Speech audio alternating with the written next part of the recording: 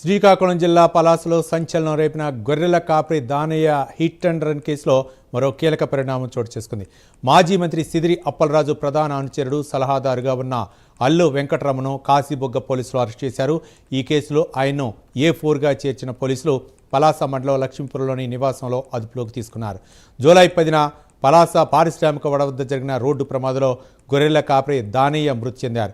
ఈ కేసులో ఇప్పటికే సిదిరి అప్పలరాజు కుమారుడు అరవ్ వర్మను A1గా, సిద్ధార్థ తాడ్యాని A2గా, మాజీ మంత్రి సిదిరి అప్పలరాజును A3గా పోలీసులు అరెస్ట్ చేయగా అనంతరం వారు బెయిల్పై విడుదలయ్యారు. అయితే అసలు ప్రమాదానికి కారకుడైన అరవ్ వర్మ స్థానంలో సిద్ధార్థ త్యాడిని కేసులో ఇరికించి అరవ్ వర్మను రక్షించే ప్రయత్నం జరిగిందని దర్యాప్తులో తేలినట్లు పోలీసులు చెబుతున్నారు. ఈ వ్యవహారంలో అల్లు వెంకటరమణ పాత్రపై దర్యాప్తు చేసిన పోలీసులు తాజాగా కేసు నమోదు చేసి A4గా చేర్చారు. దీంతో దానయ్య హిట్ అండ్ రన్ కేసులో ఇంకా ఎలాంటి విషయాలు వెలుగులోకి వస్తాయన్నది ఉత్కంఠంగా మారింది.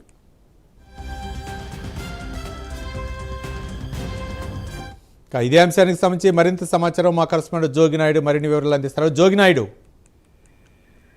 రవి, ఈరోజు శ్రీకాకుళం జిల్లాలో మాజీ మంత్రి అప్పలరాజు తాలూకా వ్యవహారంలో కీలక సూత్రధారుడు పాత్రధారుడు అల్లు వెంకటరామన్ వెహికల్ అరెస్ట్ చేశారు పలాస పోలీసులు.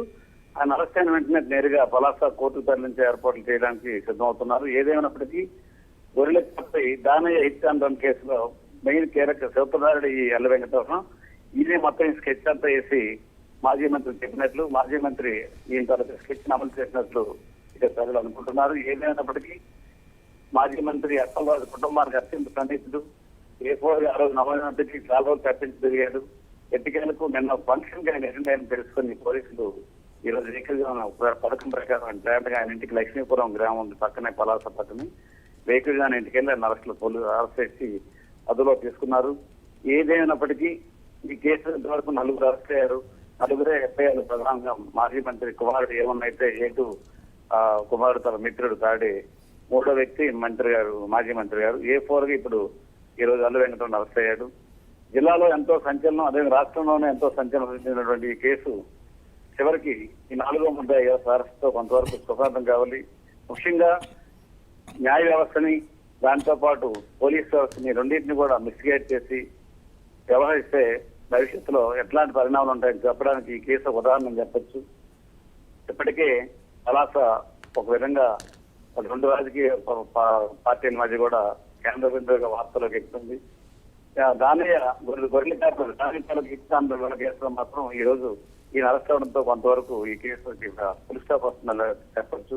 ముఖ్యంగా పలాస ప్రాంతంలో గత 10 ఏళ్లుగా సిదిరి అప్పలరాజు మాజీ మంత్రి గారికి సన్నిహితుడిగా అన్ని వ్యవహారాల్లో కీలక సూత్రధారుగా ఉన్నటువంటి అల్లు వెంకటరమణ ఒక పత్రిక కూడా పెట్టుకున్నాయి, పత్రిక కూడా వ్యవహరిస్తున్నారు. ఏమైనప్పటికీ న్యాయ వ్యవస్థని గాడిలో పెట్టకుండా న్యాయ వ్యవస్థను తప్పిన చేయాలి, లేకపోతే పోలీస్ వ్యవస్థ దర్యాప్తులు ఇవ్వడానికి. Right, thank you Jogi Naidu.